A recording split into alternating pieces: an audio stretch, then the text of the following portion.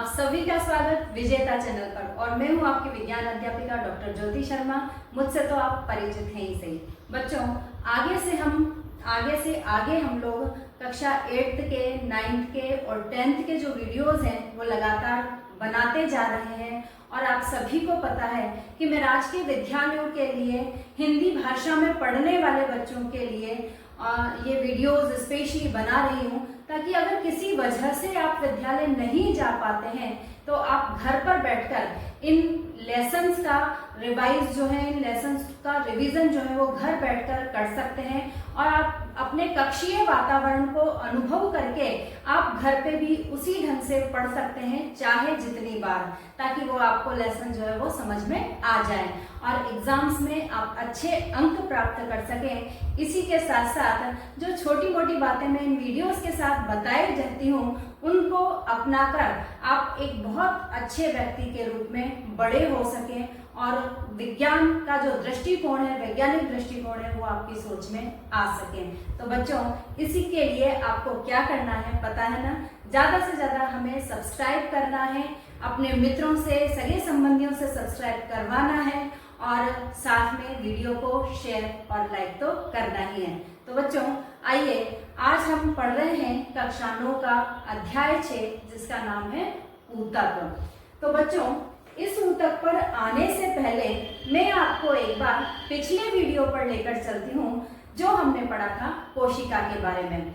कोशिका की संरचना किस प्रकार की थी, किन किन वैज्ञानिकों ने उसके अंदर जो कोशिकांग पाए जाते हैं उनको खोजा था, उनके कार्य क्या थे, ये हमने पिछले अध्याय में पढ़ा था। अब इस अध्याय में उसी कोशिका को हम आगे बढ़ाते हुए ऊतक के बारे में पढ़ रहे हैं। वहां हमने ये पढ़ा था कि जो विभिन्न कोशिकांग होते हैं, भाई आकार जो है वो कोशिकाओं का उनके कार्य की वजह से अलग अलग हो सकता है, लेकिन जो विभिन्न कोशिकांग हमने पढ़े थे उन सभी के कार्य सभी कोशिकाओं में लगभग समान होते हैं। तो उसके अनुसार, उनके कार्यों के अनुसार वो कोशिका जो है वो अपनी संरचना में परिवर्तन, अपने आकार में परिवर्तन कर लेती है, पर उसके अंदर पाए जाने वाले जो कोशिकाओं के कार्य होते हैं वो लगभग समान प्रकार के ही होते हैं। तो उन कोशिकाओं से ही एक तरह की कोशिकाएं जो संरचना में समान हो और उनके आकार संरचना में तो समान हो ही सही और उनका कार्य भी समान हो, तो ऐसा कोशिकाओं का जो समूह होता है बच्चों, वो ऊतक या टिश्यू कहलाता है।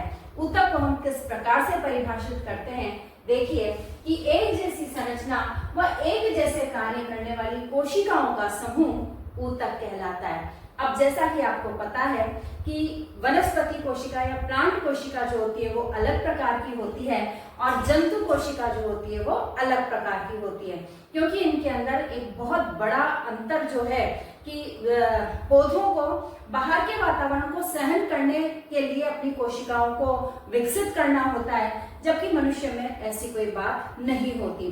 तो इस वजह से इनकी जो कोशिकाएं हैं उनमें बहुत ज्यादा आकार किए और कार्य के रूप से परिवर्तन आ जाता है। इस वजह से ऊतकों को भी हम मुख्यतः दो भागों में बांट सकते हैं, पादप ऊतक प्लांट टिश्यू और जंतु ऊतक एनिमल टिश्यू। तो इस वीडियो में हम जो अध्ययन करेंगे वो प्लांट टिश्यू के बारे में ही करेंगे। अगला वीडियो जो मैं आपके लिए लेकर आऊंगी उसके अंदर पूरा अध्ययन हम जंतु ऊतक के बारे में करेंगे। तो बच्चों, यहाँ पर मैंने एक सारणी बनाई है जिसके आधार पर हम मोटे तौर पर इस पादप ऊतक को विभिन्न भागों में बांट सकते हैं। और आगे ये सारणी आप पहले देखिए और फिर आगे हम एक एक करके इन सभी ऊतकों के बारे में विस्तृत रूप से चर्चा करेंगे। आप चाहें तो इस सारणी को अपने कॉपी में उतार सकते हैं, ताकि आपको ये पता रहेगा कि प्लांट टिश्यू को हम कितने भागों में बांट सकते हैं। एक बार नाम याद हमें हो जाए तो उस आधार पर हम विस्तृत रूप से भी अगर क्वेश्चन आता है तो उसे डिस्क्राइब कर सकते हैं। तो देखिए, पादप ऊतक को दो भागों में बांटा गया है, विभज्योतक व स्थायी ऊतक। विभज्योतक जो होते हैं वो ऐसे भागों में पाए जाते हैं जहां की लंबाई चौड़ाई जो है वो लगातार बढ़ती रहती है, यानी विभज्योतक में विभाजन की क्षमता होती है, विभाजन की जो क्षमता होती है वो काफी ज्यादा होती है। तो विभज्योतक उनकी स्थिति के आधार पर कि वो कहाँ कहाँ स्थित होते हैं उस स्थिति के आधार पर इन्हें 3 भागों में बांटा है। शीर्षस्थ विभज्योतक यानी शीर्ष पर पाए जाने, अंतर्विष्ट विभज्योतक जो कि 2 के बीच में पाए जाएंगे, और तीसरा है पार्श्व विभज्योतक जो कि साइडों में पाए जाएंगे। तो इस तरह से विभज्योतक को उनकी स्थिति के आधार पर 3 भागों में बांट दिया है। इसी प्रकार से स्थायी ऊतक, स्थायी ऊतक जो होते हैं उनमें विभाजन की क्षमता नहीं होती है, यानी कि ये जो विभज्योतक हैं जब अपने विभाजन की क्षमता को खो देते हैं तो ये स्थायी ऊतक में परिवर्तित हो जाते हैं। स्थायी ऊतकों को हमने 2 भागों में बांटा, सरल स्थायी ऊतक और जटिल स्थायी ऊतक। सरल स्थायी ऊतक वो हैं जिनकी जो कोशिकाएं हैं वो एक जैसी ही पाई जाती हैं, संरचना और काम में ये जो कोशिकाएं हैं वो एक जैसी ही होती हैं। तो सरल स्थायी ऊतकों को 3 भागों में हमने बांटा उनके कार्यों के आधार पर, पैरेन्काइमा, कोलेन्काइमा और स्क्लेरेन्काइमा। इसी तरह से जटिल स्थायी ऊतक, जटिल स्थायी ऊतक का मतलब है कि इस स्थायी ऊतक में तो एक ही तरह की कोशिकाएं थी, लेकिन इस जटिल स्थायी ऊतक में 3, 4, 5 प्रकार की यानी कई प्रकार की जो स्थायी कोशिकाएं हैं वो पाई जा सकती हैं, इसलिए हमने इसे नाम दिया जटिल स्थायी ऊतक। और ये जो जटिल स्थायी ऊतक होता है वो 2 प्रकार का होता है, जाइलम और फ्लोएम, जो आप कक्षा 6, 7 और 8 से लगातार पढ़ते आ रहे हैं। और देखिए कक्षा 9 में भी हम इन ऊतकों को पढ़ेंगे। बच्चों अभी जो हमने सारणी बनाई थी अब उसको हम विस्तृत रूप से पढ़ते हैं। देखिए पादप ऊतक तो आप समझ ही गए हैं, पादपों में जो पाए जाने वाले ऊतक हैं वो पादप ऊतक कहलाते हैं। तो पादप ऊतकों को विभाजन क्षमता के आधार पर कि किसमें विभाजन क्षमता पाई जा रही है और किन ऊतकों में विभाजन क्षमता नहीं पाई जा रही है, क्योंकि आप जानते हैं कि पौधों में बहुत सारे जो ऊतक होते हैं वो मृत प्रकार के भी होते हैं, जैसे जो छाल वाले जो ऊतक होते हैं, क्योंकि मृत ऊतक जो होते हैं वो उन्हें सहारा और दृढ़ता प्रदान करने का काम करते हैं, इसलिए पौधों के अंदर बहुत सारे मृत ऊतक भी पाए जाते हैं, तो उनमें फिर विभाजन क्षमता नहीं होगी। तो इस तरह से विभाजन क्षमता के आधार पर हम उन्हें 2 भागों में बांट सकते हैं, विभज्योतक और स्थायी ऊतक। विभज्योतक के बारे में हम पढ़ रहे हैं। विभज्योतक को वृद्धि ऊतक के नाम से भी जाना जाता है और इंग्लिश में कहें तो हम इसे कहेंगे मेरिस्टेम, ठीक है। तो इन ऊतकों में अविभाजित, अविभाजित का मतलब है अनडिफरेंशिएटेड, इसका मतलब है कि अभी कोशिकाओं में कार्य का बंटवारा नहीं हुआ है, अभी वो नई कोशिकाएं हैं, विभाजन होकर ही वो निमटी हैं, तो मतलब कार्य का वो ज्यादा वृद्ध नहीं हुई है और इनमें कार्य का विभाजन नहीं हुआ है। तो इन ऊतकों में अविभाजित यानी अनडिफरेंशिएटेड नई कोशिकाएं पाई जाती हैं जो लगातार विभाजित होती रहती हैं। ये कोशिकाएं छोटी होती हैं, अभी विभाजित होकर ही निमटी हैं, तो ये कोशिकाएं छोटी होती हैं, इनकी जो कोशिका भित्ति होती है वो पतली होती है, इनका जो साइटोप्लाज्म होता है, जो जीव द्रव्य होता है वो गाढ़ा होता है और स्पष्ट नाभिक वाली ये कोशिकाएं होती हैं। और ये जो ऊतक होते हैं वो पौधे के वृद्धि अंगों में पाए जाते हैं। वृद्धि ऊतक, वृद्धि अंगों का मतलब क्या है बच्चों, जैसे कि पौधे में तने की लंबाई में वृद्धि होगी तो तने के टिप्स पर पाए जाएंगे, जड़ों की लंबाई में वृद्धि होगी तो जड़ों के टिप्स पर पाए जाएंगे, शाखाओं के टिप्स पर पाए जाएंगे। तो इस तरह से ये वृद्धि अंगों में अधिकतर पाए जाते हैं। विभज्योतक को उनकी स्थिति के आधार पर कि वो कहाँ कहाँ पाए जा रहे हैं, उनकी स्थिति के आधार पर 3 भागों में बांटा गया है, शीर्षस्थ विभज्योतक, अंतर्विष्ट विभज्योतक और पार्श्व विभज्योतक। पहले आप जो आपको चित्र दिखाया जा रहा है उसे देखिए, ध्यान से देखिए, इन तीनों नामों को पहचानने की और इनकी स्थिति जानने की कोशिश कीजिए, प्रयास कीजिए और फिर हम एक के बाद एक इनको पढ़ते हैं। तो देखिए बच्चों, आपने चित्र देख लिया होगा। सबसे पहले आ जाता है शीर्षस्थ विभज्योतक, इसे कहते हैं एपिकल मेरिस्टेम। तो ये जड़ों तथा तनों के सिरों पर उपस्थित होता है, पौधे की लंबाई में वृद्धि करता है और पत्तियों, शाखाओं और फूलों के निर्माण में भी ये मदद करता है। तो ये बात हो गई हमारे शीर्षस्थ विभज्योतक की, जो कि सिरों पर पाया जाता है, टिप्स पर पाया जाता है। अब आ जाती है अंतर्विष्ट विभज्योतक, जिसे कहते हैं इंटरकैलरी मेरिस्टेम। तो तो पत्तियों के आधार पर या पर्व संधियों के पास ये पाए जाते हैं। बच्चों देखिए, मैं एक टहनी लेकर के आई हूँ। तो पर्व संधि आप समझ गए होंगे। ये देखिए, ये जो दो पत्तियां हैं, ये दो पत्तियां जहां से जुड़ी हुई हैं, ये दो पत्तियां जहां से जुड़ी हुई हैं, ये वाला जो स्थान है वो पर्व संधि कहलाता है। आप सभी ने गन्ना खाया होगा, तो जो गन्ने का एक जो हम इतना बहुत सारे काले काले उसमें निशान घेरे बने हुए होते हैं, एक गन्ने में 4-5 घेरे बने हुए होते हैं। तो हम जब छीलते हैं उसे अपने दांतों से, तो उस एक घेरे तक ही हमें छीलना आसान लगता है, फिर वहां तक आ जाते हैं, उसके बाद हम दूसरे घेरे पर छीलते हैं। एकदम से उसको पूरा का पूरा नहीं छीला जा सकता। वो तो जो गोल घेरे बने हुए हैं भूरे कलर के, रेड कलर के, वो पर्व संधियां होते हैं। यानी जहां से पत्तियां जो है वो निकलेंगी वो स्थान पर्व संधि कहलाता है। वो गोले के रूप में, घेरे के रूप में पौधे में स्थित होता है। तो पत्तियों के आधार पर भी ये पाए जाते हैं और पर्व संधियों के इंटरनोड्स, इनको इंग्लिश में बोलते हैं, इंटरनोड्स के पास भी ये पाए जाते हैं। पौधों की त्वरित वृद्धि को संभव बनाते हैं। जल्दी से, जो कल पौधा इतना सा था, आज हम देखते हैं कि वो इतना बड़ा हो गया है। तो त्वरित वृद्धि को ये संभव बनाते हैं। विशेषकर अगर बात करें घास व अन्य एक बीजपत्री पौधों की, तो वो हमें ज्यादा जल्दी बड़े होते हुए नजर आते हैं। और दूसरा काम क्या है इनका, कि ये क्षतिग्रस्त हिस्सों की मरम्मत व पुनः वृद्धि में भी सहायक होते हैं। ठीक है, तो हो गई अब बात हमारी अंतर्विष्ट विभज्योतक की। अब आ जाते हैं पार्श्व विभज्योतक, जिसे कहते हैं लेटरल मेरिस्टेम। तो ये कहाँ पाए जा रहे हैं? ये ऊतक जड़ों व तने की परिधि यानी कि साइड्स में पाया जाता है। ये जो इसके टहनी की मोटाई में वृद्धि करेगा, है ना, जड़ों की भी मोटाई में वृद्धि कर रहा है, और तने की परिधि या ये जो साइड वाले हिस्से होते हैं, इनमें ये पाए जाते हैं।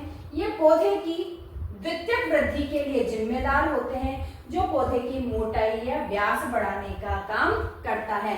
तो देखिए, ये वाला जो पौधा है वो अभी इसकी जो टहनी है वो इतनी ही बड़ी है, लेकिन अगर 2, 3, 4 महीने बाद में मैं देखूंगी तो इसकी जो टहनी है, यही वाली टहनी, वो इतनी मोटी हो जाएगी। तो यानी उसका जो व्यास बढ़ाने का काम है, उसकी जो मोटाई बढ़ाने का काम है, पौधे की मोटाई बढ़ाने का, वो काम कौन कर रहा है? पार्श्व विभज्योतक कर रहा है। ठीक है, और ये जो होते हैं पार्श्व विभज्योतक, ये 2 प्रकार के होते हैं। पहला होता है वेस्कुलर कैम्बियम, ये नए जाइलम व फ्लोएम उत्पन्न करता है, और दूसरा होता है कॉर्क कैम्बियम, तो ये बाहरी छाल व कॉर्क उत्पन्न करते हैं, जो कि अधिकतर मृत होते हैं। बच्चों, अब आपके स्क्रीन पर ये जो तने की एक जो काट है, अंतस्थ काट, वो दिखाई जा रही है, इसे आप ध्यान से देखिए, और ये जो सारे हमने ऊतक बताए हैं उनको पहचानने का प्रयास कीजिए। विशेषकर इसमें जो वेस्कुलर कैम्बियम है और कॉर्क कैम्बियम है, वो अलग से, मतलब अगर हम इनकी अनुप्रस्थ काट काटें तो ये सभी तरह की जो कोशिकाएं हैं वो हमें स्पष्ट रूप से दिखाई दे जाती हैं। एक पतला सा, जैसे कि ये जो अभी मैंने आपको बताया था, इसकी भी पतली काट करके सैफरन में माउंट करके, सैफरन से कलर करके, ग्लिसरीन से माउंट करके, यदि हम माइक्रोस्कोप में देखें तो हमें इस तरह से कोशिकाओं के जो विभिन्न स्वरूप हैं वो हमें यहाँ पर नजर आ जाते हैं। विभज्योतक के बारे में हम पढ़ चुके हैं, अब हम पढ़ रहे हैं स्थायी ऊतक, परमानेंट टिश्यू के बारे में। तो जैसा कि मैंने बताया था कि परमानेंट टिश्यू क्या होते हैं, तो जब विभज्योतक कोशिकाएं अपनी विभाजन क्षमता खो देती हैं और एक विशिष्ट आकार और कार्य प्राप्त कर लेती हैं, तो वे स्थायी ऊतक के रूप में परिवर्तित हो जाती हैं। अब जो स्थायी ऊतक है वो 2 प्रकार के होते हैं, सरल स्थायी ऊतक और जटिल स्थायी ऊतक। जैसा कि मैं पहले भी बता चुकी हूँ कि सरल स्थायी ऊतक क्या होते हैं, कि वे ऊतक जिनमें एक ही प्रकार की कोशिकाएं होती हैं या एक ही प्रकार की कोशिकाओं के मिलने से वो बनते हैं, और पौधे में वो केवल एक विशिष्ट कार्य ही करते हैं। जबकि जटिल स्थायी ऊतक जो होते हैं वो बहुत सारे तरह की कोशिकाओं से मिलकर बने होते हैं, इसीलिए उन्हें जटिल कहा जाता है। तो अब जो सरल स्थायी ऊतक है, इनका प्रमुख कार्य होता है पौधे का समर्थन करना, संरक्षण करना और पोषण संग्रहण करना। सरल स्थायी ऊतकों को हम उनके कार्यों के आधार पर 3 प्रकारों में विभाजित कर सकते हैं। कौन कौन से? पहले को हम बोलेंगे पैरेन्काइमा, सेकंड जो होता है वो कोलेनकाइमा, और थर्ड जो होता है वो होता है स्क्लेरेन्काइमा।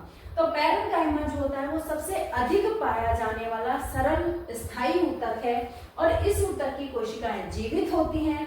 इनकी कोशिका भित्ति पतली होती है और कोशिकाओं के मध्य काफी रिक्त स्थान पाया जाता है, जैसा कि आप चित्र में देख रहे हैं।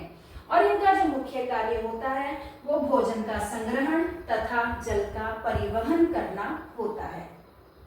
अब पैरेन्काइमा में यदि क्लोरोफिल भरा हुआ हो तो ये प्रकाश संश्लेषण का काम करती हैं, और तब हम इस प्रकार के पैरेन्काइमा को क्लोरेन्काइमा कहते हैं। ठीक है, और इसी प्रकार से बच्चों ये क्लोरेन्काइमा वर्ड है, और यहाँ जो सेकंड टाइप सरल स्थायी ऊतक का हमने पढ़ा था वो है कोलेनकाइमा। तो इन दोनों शब्दों में आप कंफ्यूज मत होइएगा।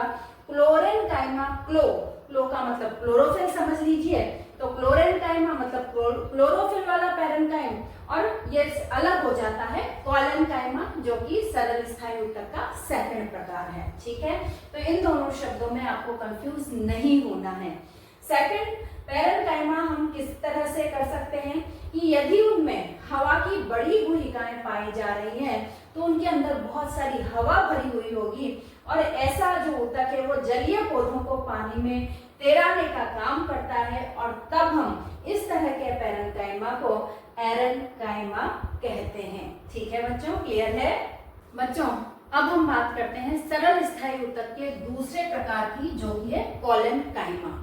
तो इस ऊतक की जो कोशिकाएं होती हैं वो जीवित व लंबी होती हैं। इनमें कोशिका भित्ति विशेषकर कोनों पर मोटी होती है, यानी वैसे तो कोशिका भित्ति थोड़ी सी पैरेन्काइमा की तुलना में मोटी होती ही है, लेकिन कोनों पर ज्यादा ये मोटी हो जाती है। क्यों हो जाती है? क्योंकि इन कोशिका भित्तियों में सेलुलोज, हेमिसेलुलोज और पेक्टिन की अधिक मात्रा में जमाव हो जाता है, जैसा कि आप चित्र में देख रहे हैं कि कोनों पर ये भित्तियां जो होती हैं विशेष रूप से मोटी होती हैं।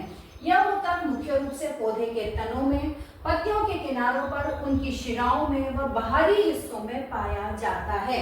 यह ऊतक पौधे के विभिन्न भागों में बिना टूटे हुए लचीलापन लाता है, जिससे पौधा हवा या अन्य पर्यावरणीय दबावों के कारण टूटता नहीं है और इसे झुकने या मुड़ने में सहायता मिलती है।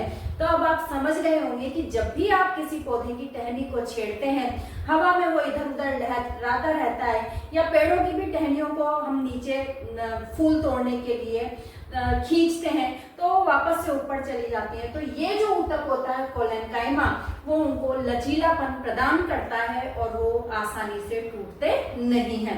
तो अगर आपके क्वेश्चन आ जाता है वस्तुनिष्ठ प्रश्नों में कि कौन सा ऊतक है जो पौधे को लचीलापन प्रदान करता है, तो आपका उत्तर होगा कोलेनकाइमा। अब नेक्स्ट जो थर्ड वाला सरल स्थायी ऊतक था हमारा, वो था स्क्लेरेन्काइमा। तो ये जो ऊतक होता है इसकी कोशिकाएं मृत होती हैं। सरल स्थायी ऊतक में जो 3 प्रकार के हमने ऊतक पढ़े, तो उन ऊतकों में यही स्क्लेरेन्काइमा ही है जिसकी कोशिकाएं मृत होती हैं। इनकी दीवारें बहुत मोटी होती हैं, और दीवारें मोटी हो जाएंगी तो अंदर जो जीव द्रव्य है और जो रिक्त स्थान है वो बिल्कुल भी नहीं बचेगा। नाभिक भी हमें स्पष्ट रूप से दिखाई नहीं देगा, समाप्त हो गया है, क्योंकि नाभिक इसमें लिग्निन का जमाव हो जाता है। जो दीवारें मोटी हो रही हैं उनमें लिग्निन का जमाव हो जाता है, जो कोशिकाओं को कठोरता व मजबूती प्रदान करता है। ये ऊतक प्रमुखतः तनों में, बीजों के आवरण में, नट्स में, फलों के बाहरी परतों में और लकड़ी जैसे भागों में पाए जाते हैं। तो बच्चों आपने जो नारियल का जो छिलका होता है, रेशे वाला जो सबसे हार्ड वाला पार्ट रहता है, इसी तरह से अखरोट का जो बाहरी आवरण होता है, तो फलों के जो बाहरी आवरण जो कठोर आप देखते हैं वो इसी स्क्लेरेन्काइमा से बने हुए होते हैं। इनका मुख्य कार्य पौधे के परिपक्व भागों को मजबूती व कठोरता प्रदान करना है, जिससे पौधा जो होता है वो स्थिर व मजबूत बना रहता है विभिन्न पर्यावरणीय स्थितियों के प्रति। बच्चों ये था हमारा सरल स्थायी ऊतक। सरल स्थायी ऊतक हमने पढ़ लिया है। अब बात आ जाती है जटिल स्थायी ऊतक की, कॉम्प्लेक्स परमानेंट टिश्यू। क्या होता है ये? तो ये ऊतक जो होता है 2 या अधिक प्रकार की कोशिकाओं से मिलकर बना हुआ होता है और ये जो कोशिकाएं होती हैं इसमें सम्मिलित वो जीवित और मृत दोनों ही प्रकार की हो सकती हैं। तो और ये जो सारी कोशिकाएं हैं वो सभी मिलकर एक विशेष कार्य को संपन्न करती हैं। इनका जो प्रमुख कार्य होता है वो जल व पोषक तत्वों का संग्रहण व संवहन, संरचनात्मक समर्थन व पौधे के विभिन्न भागों की रक्षा करना होता है।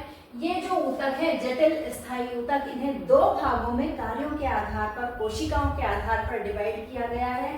पहला है जाइलम और दूसरा है फ्लोएम। जाइलम जो होता है ये 4 प्रकार की कोशिकाओं से मिलकर बना होता है, ट्रैकिड्स, वेसल्स, जाइलम फाइबर और जाइलम पैरेन्काइमा। ये सभी चारों तरह की कोशिकाएं मृत और जीवित दोनों ही प्रकार की कोशिकाएं हैं और ये चारों मिलकर के जाइलम का निर्माण करती हैं।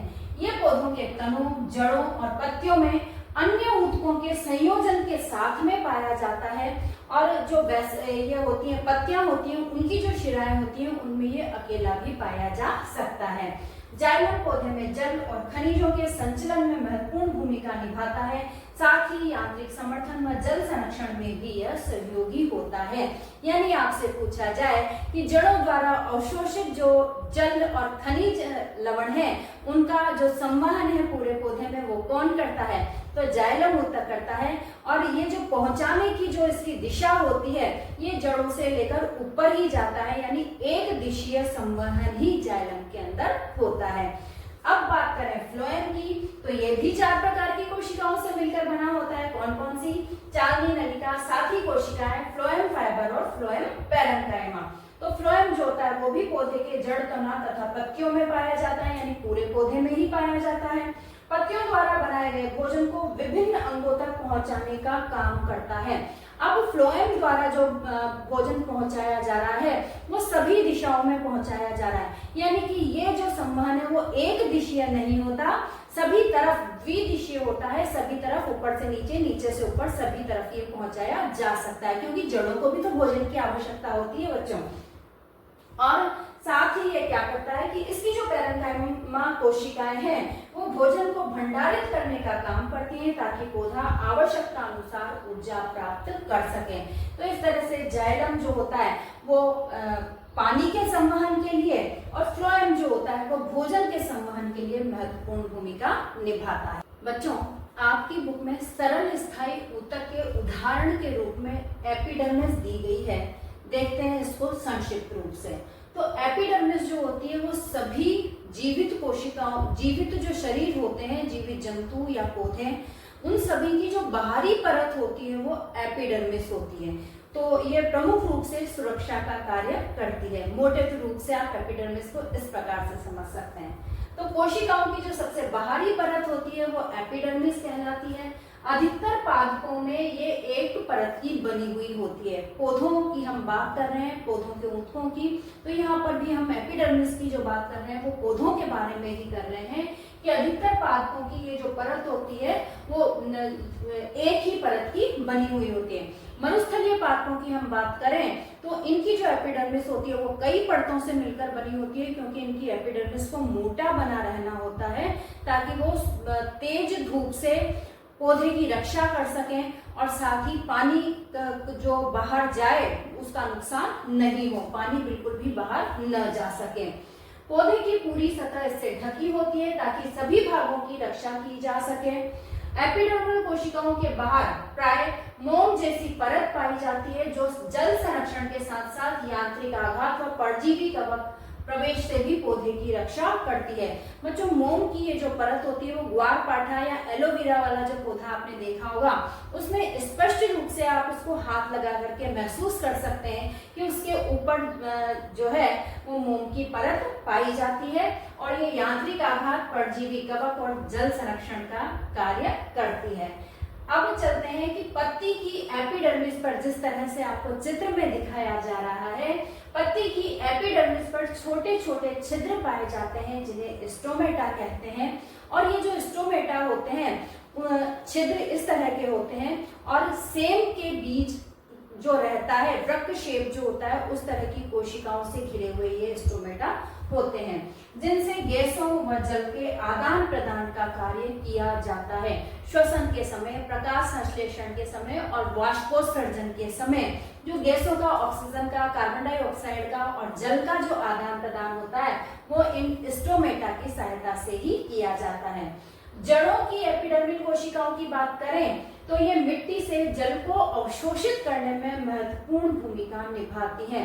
बहुत सारे जो मूल रोम हैं वो एक कोशिकीय एपिडर्मिस से ही बने हुए होते हैं और वो जड़ों को जल अवशोषित करने में बहुत ज्यादा मदद करते हैं। मरुस्थलीय पौधों की बात करें तो मरुस्थलीय पौधों की बाहरी सतह पर क्यूटीन, जो कि एक जल अवरोधक पदार्थ होता है, क्यूटीन का लेप होता है जो जल की हानि नहीं होने देता। जैसे कि अभी अभी मैंने बताया था ग्वारपाठे में या एलोवेरा वाले पौधे में। तो ये जो ग्वारपाठा हम अपने घरों में उगाते हैं बच्चों, वो एक प्रकार का मरुस्थलीय पादप ही होता है जिसमें हम बिल्कुल स्पष्ट रूप से क्यूटीन की परत देख सकते हैं।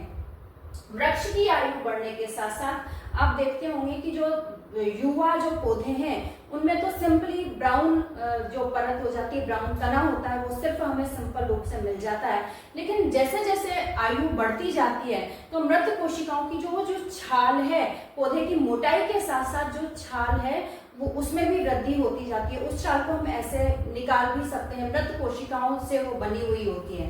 तो वृक्ष की आयु बढ़ने के साथ साथ एपिडर्मिस सुरक्षात्मक ऊतक के रूप में कोर्क कोशिकाओं का निर्माण करती है, वही जो छाल का निर्माण कर रही है। कोर्क कोशिकाएं मृत होती है और इन पर सुबेरिन का जमाव होता है। सुबेरिन भी एक रासायनिक पदार्थ है जो कि वृक्षों की छालों को हवा एवं पानी के लिए अभेद्य बनाता है। इससे जो पौधे जो बाहर पर्यावरण में बाहरी आघातों में खड़े हुए हैं तो तेज धूप का, हवा का और पानी का उन पर कोई प्रभाव नहीं पड़ता है। तो इस तरह से एपिडर्मिस जो है वो एक सरल जटिल ऊतक का उदाहरण है जो कि आपके बुक में दे रखा है। इसी के साथ बच्चों हम इस वीडियो को यहीं पर समाप्त करते हैं। इसमें हमने सभी जो पौधों में ऊतक पाए जाते हैं उन सब के बारे में बताया है और आगे वाले वीडियो में मैं आपके लिए जंतु ऊतकों को लेकर आ रही हूँ। तो आज्ञा दीजिए, नमस्ते।